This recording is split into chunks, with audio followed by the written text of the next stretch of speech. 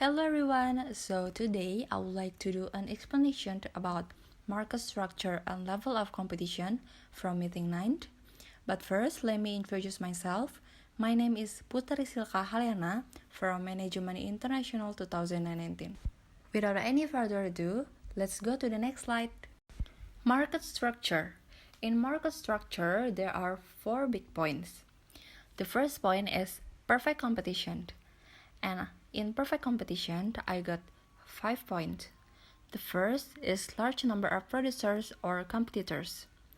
Second, the products are the same as the other competitors. Next, easy to entry and exit to the market. Fourth, no market power in perfect competition.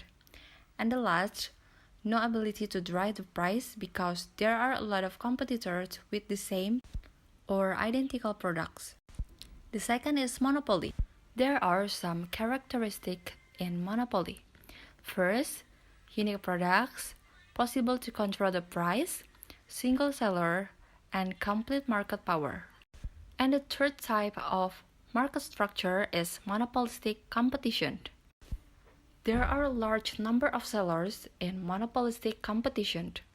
Small change or amount of market power, similar products but have any differentiations, and easy to entry and exit to the market.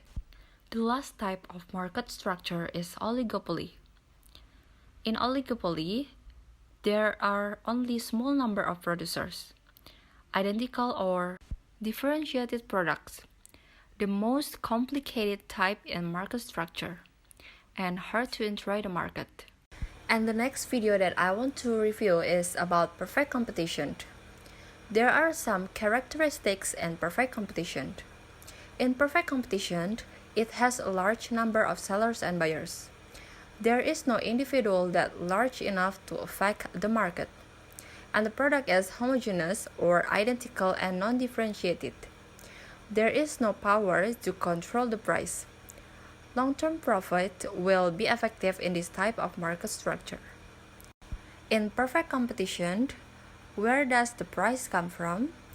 In the market with a lot of buyers and sellers, the price is determined collectively by the market supply and market demand. And I got some notes from the video, which in the long run, a perfectly competitive firm's profits are always equal to 0. And the third video is about monopoly. And I mark 2 important characteristics in monopoly from the video.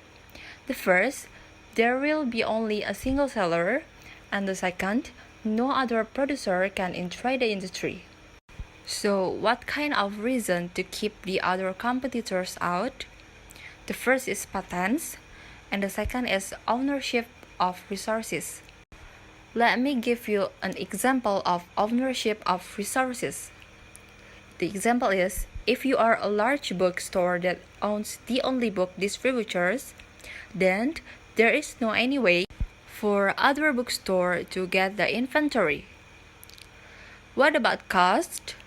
My explanation about the cost is still connected with the reason to keep the other competitors out. In monopoly, extremely high cost will keep many other producers out. In fact, in the case of extremely high fixed cost, you will get in the situation where economies of scale kick in, and you better to have only one producer. And the next video is about deadweight loss from a monopoly. What does each side gain by being involved in the market?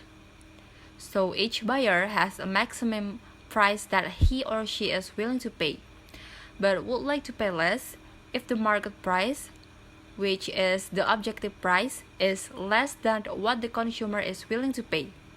Then, she or he has the consumer surplus. So, what is consumer surplus?